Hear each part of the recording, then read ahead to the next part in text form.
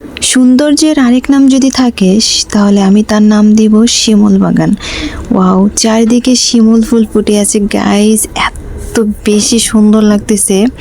প্রতিটা গাছের নিচে ফুলগুলো পড়ে আছে, বিশ্বাস করেন কি যে ভাল লাগতেছে এখানে এসে। মেঘালয় মাঝখানে জাদুকাটা নদী, আর এই পাশে হাজার হাজার শিমুল গাছের বাগান। বর্ষায় সারিবদ্ধ শিমুল বাগানে সবুজ পাতায় সুনিবিড় ছায়া, আর বসন্তে ফুলে ফুলে রঙিন হয়ে ফুটে থাকে এই শিমুল ফুল। মন জয় করে রাখে দর্শনার্থীদের মন। হ্যালো এভরিওয়ান, আসসালামু আলাইকুম। বসন্তকালে শিমুল বাগানের দিকে তাকালে গাছের ডালে ডালে লেগে থাকা লাল আগুনের ঝলকানি যেন চোখে এসে লাগে।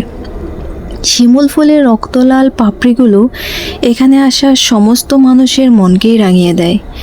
একদিকে মেঘালয়ের পাহাড়ের অপরূপ সৌন্দর্য, অন্যদিকে রূপবতী জাদুকাটা নদীর তীরে শিমুল বাগানের লাল ফুলের সমাহারে মনে শিহরণ ধরে দিবার জন্য যথেষ্ট।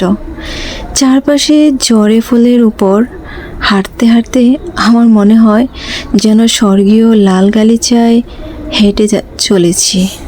শিমুল বাগানে বছরের যে কোনো সময়েই আসতে পারেন, তবে লাল টুকটুকে শিমুল ফুল দেখতে হলে অবশ্যই ফাল্গুন মাসের শুরুর দিকে আসতে হবে, আর ফেব্রুয়ারি মাসের শুরু থেকে শেষ পর্যন্ত সময়ের মধ্যেই যেতে হবে, কারণ এই সময়টাতে লাল টুকটুকে শিমুল ফুল ফুটে থাকে আর দেখতেও খুব সুন্দর লাগে।